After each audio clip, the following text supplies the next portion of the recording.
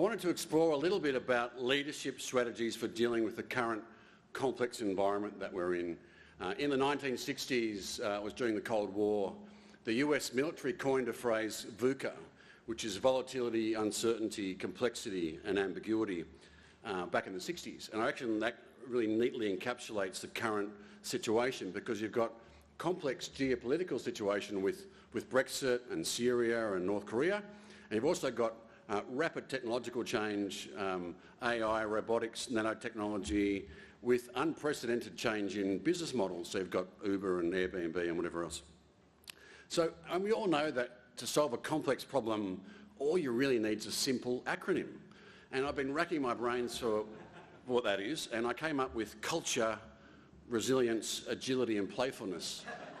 But unfortunately that spells CRAP. So I had to go back to the drawing board a little bit, and I toyed with this idea of taking VUCA as the problem and now making it the solution. So I used VUCA again, which was it'll be about values, utility, culture and agility. So I'll explain it a little bit more, but it's all about your traits as a leader. So the first trait is valuing grit. And what is grit? Grit is resilience, it's perseverance, it's mental toughness. A wise man once said, it's not how hard you can hit, it's how hard you get hit, and you get back up and you keep moving forward. And that wasn't Gandhi, and it wasn't Winston Churchill, it was actually Rocky Balboa. Right. So why is grit so important? And I think Angela Duckworth has done some fantastic research about this.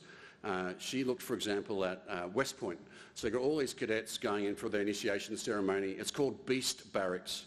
It is designed to break you.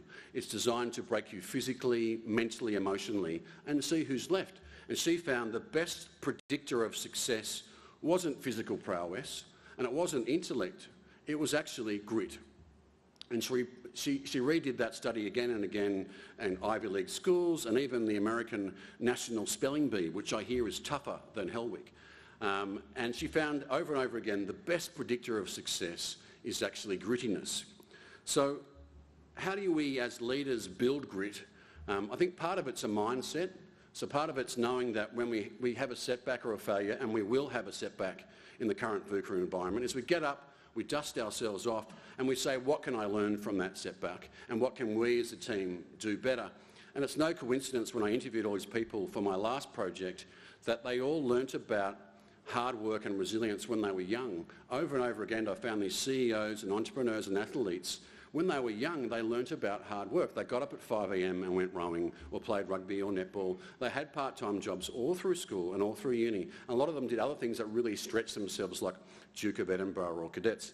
And I was recently asked to interview a graduate, and it turned out it was my colleague's friend's daughter. So I went along to the interview, and she was a lovely young lady, and she'd gone to a fine eastern suburb school, and every summer she'd gone skiing in Vale, and for her 21st birthday, you guessed, she got a cherry red BMW. And when it came my turn to ask her a question, I said, when you're at uni, did you have a part-time job?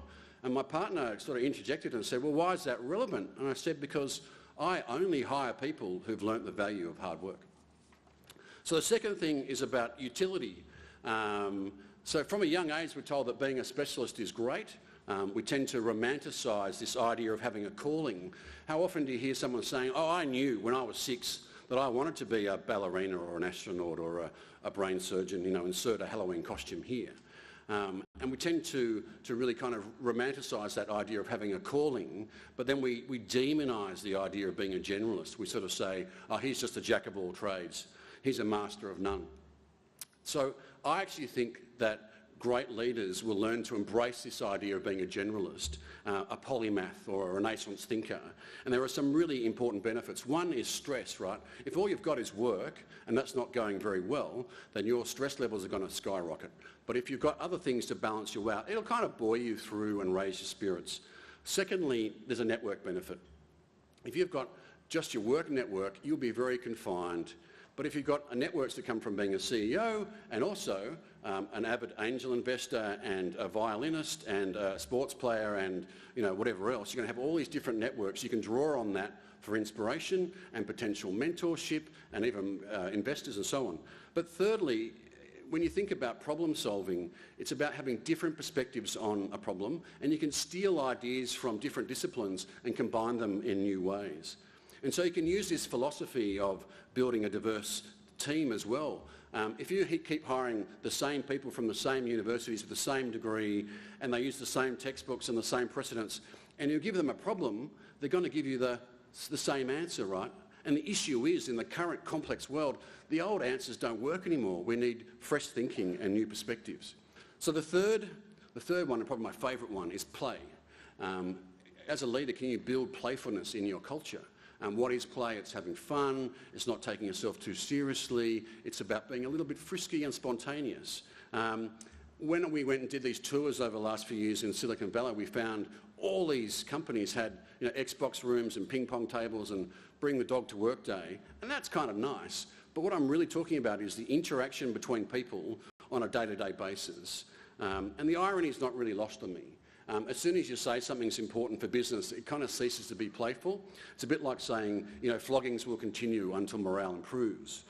But if you can build that culture, you'll find that play does some really important things. Firstly, it releases endorphins in your team, and endorphins are a happy hormone that, more importantly, they counteract cortisol, which is stress, and we all live in a very stressful environment, and stress stops you from thinking clearly.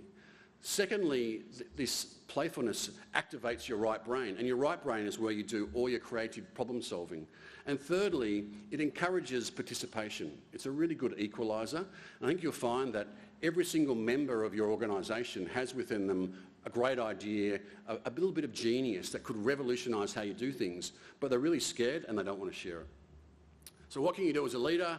Obviously, you can set the tone, you can encourage people having a bit of fun, it's not a circus. But one little thing you can do is, if you remember when you were a kid, the role playing, you can do that now in a business sense. So rather than doing doctors and nurses, which is quite fun, or cowboys and Indians, what you can actually do is you can mimic, say, conflict resolution, and it's all done in a low consequence environment, so people can build these skills without being in the real world. There's a startup business called Zappos, which grew in about 8 years to $1 billion in revenue. And at the heart of their business was this sense of having fun. They had a chief happiness officer. They had, as one of their shared cultural values, have fun and create a little weirdness. So I think there's some research about monkeys, and when you bring a new monkey into a cage, that monkey becomes the average of all the other monkeys. So if everyone's angry, the new monkey will be angry. But if everyone's playful, the new monkey will be playful. So I'd like to think the moral to the story is hire playful people. The fourth element is about agility. And agility is the ability to pivot quickly and change direction when you get new strategic information. And it's more important than ever now. At the speed of change of the market is phenomenal, leading one expert to predict that in less than 10 years, there'll be what he calls this mass extinction event, where 40% of the S&P 500 could cease to exist. A good signal that your business is not agile is if everyone says, oh, but that's how we've always done things. Which reminds me of a story. I went to my next door neighbour's great-grandmother's 100th birthday. Bear with me with this story.